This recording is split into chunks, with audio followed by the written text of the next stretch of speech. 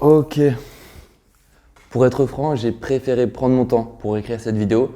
Elle est en quelque sorte différente des autres parce que dans celle-ci, j'essaie de vous partager une réflexion qui m'est venue il n'y a pas si longtemps. Une idée que je trouve paradoxale et qui a certainement du potentiel.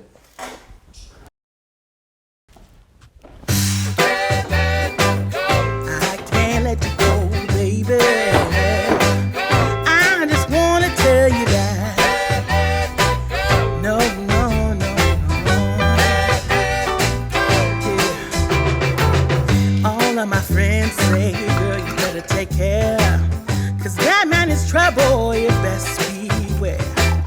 And though deep down I know I might be headed for teardrops, now that you got me started, I just can't stop.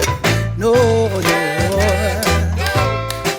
cause I love you, baby, I can't let you go, baby.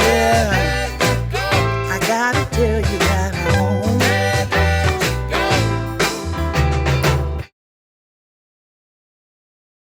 Tout commence à partir d'un concept anthropologique, celui de trickster. Dans les mythes, dans les histoires et toutes sortes de fictions, il arrive que ce concept entre en jeu. Il désigne le caractère d'un personnage en particulier, celui de trickster. Et ce personnage est présenté tout au long de l'histoire comme ambigu.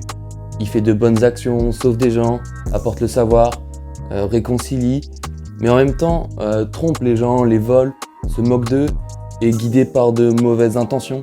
Enfin bref, et donc de par cette ambiguïté, il se différencie des autres rôles, souvent trop plats, inintéressants parce qu'il donne du relief à l'histoire. On comprend pas pourquoi il se comporte comme ça, et on cherche à comprendre ses réelles intentions. En fait, il constitue le héros de l'histoire, sans toutefois être exemplaire. Bon, je vais pas m'attarder sur la description de ce rôle, mais gardons en tête que son comportement est incohérent, parce qu'il oscille entre bien et mal, entre vertu et vice. On peut par exemple penser au personnage de Loki, que ce soit dans la mythologie ou bien dans les Marvel, où il est représenté comme à la fois malveillant et bienveillant. Et si je vous parle de ce concept-là, c'est parce que Lévi-Strauss en a fait une réflexion que je trouve très intéressante.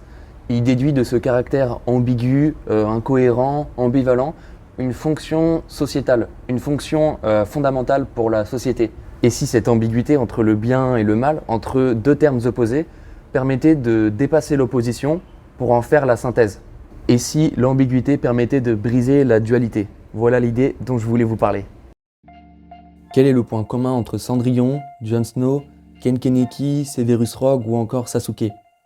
Ils ont tous cette ambiguïté, que ce soit entre la pauvreté et la richesse, entre les sauvageons et les corbeaux, entre les hommes et les ghouls, entre les gentils et les méchants. Et ce qui est intéressant avec ces personnages-là, c'est qu'en fait, chacun à leur manière, ils représentent le pont entre deux opposés, entre deux mondes, entre une rive et l'autre rive, entre la thèse et l'antithèse. Ils brisent la dualité à travers leur ambiguïté identitaire. Et Lévi-Strauss ne s'arrête pas uniquement à l'analyse des mythes. Il y voit un système de médiation que l'on peut observer un peu partout. Par exemple, dans la nature, le coyote et le corbeau, longtemps associés au rôle de trickster, sont des charognards. Pas que, mais ils se nourrissent principalement de carcasses d'animaux morts. Ainsi, le corbeau, tout comme le coyote, n'est ni un prédateur ni un herbivore. Il se situe entre les deux. Il fait la médiation entre ces deux opposés. C'est l'exemple qu'utilise Lévi-Strauss. Le trickster est donc un médiateur, et cette fonction explique qu'il retienne quelque chose de la dualité qu'il a pour fonction de surmonter. Donc pour résumer, le trickster a pour fonction de surmonter les oppositions, les contradictions, et il le fait à travers l'ambiguïté, parce que cette dernière consiste en une forme d'entre-deux fertile, en une forme d'ouverture d'esprit. Parce que oui, quand on y pense, être ouvert d'esprit, c'est s'autoriser un peu d'ambiguïté, histoire de mettre de côté son identité, ses partis pris bien définis, pour comprendre ce qui nous est étranger, différent. Bon certes, mais pour quelle raison le trickster est-il poussé à agir de telle manière? Pourquoi son ambiguïté? On parlait d'ouverture d'esprit, du fait de comprendre ce qui nous est étranger, différent. Et bien en fait, en faisant cela, on cherche à comprendre ce qu'on ne comprend pas.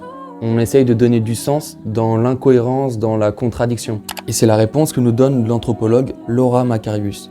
Il estime que ce que cherche au fond le trickster, c'est le sens. Le sens dans les contradictions, incohérences de la société. Prenons l'exemple du Joker. Dans le film, grosso modo, ce qu'il cherche, c'est du sens. du sens dans la société dans laquelle il vit, marquée par des inégalités et injustices entre riches et pauvres.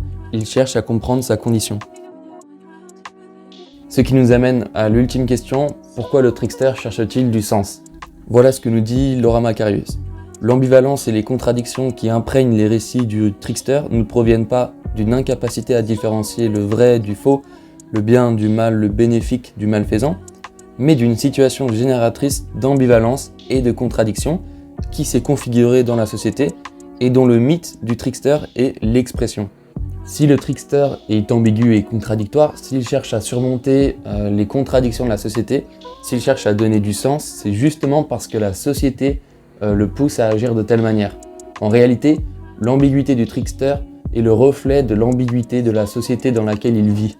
Il est le résultat des contradictions et ambivalences générées par la société, et celle-ci a besoin de lui pour, d'une certaine manière, donner du sens dans toutes ces incohérences. Voilà pourquoi il est ambigu. Voilà pourquoi il se comporte ainsi. En fait, le trickster est celui qui viole les tabous pour faire évoluer la société. Il casse les codes de par son ambiguïté et ainsi, il fluidifie la dialectique entre les contradictions du monde. Il permet la synthèse. Difficile à croire, mais d'une certaine manière, on peut dire que l'ambiguïté est fondamentale pour comprendre, pour être ouvert d'esprit, pour donner du sens dans l'incohérence et surtout pour stimuler le progrès. L'ambiguïté est à la fois un problème résultant des contradictions de notre monde et également la solution de ce problème étant donné qu'elle permet de donner du sens et de surmonter ces contradictions.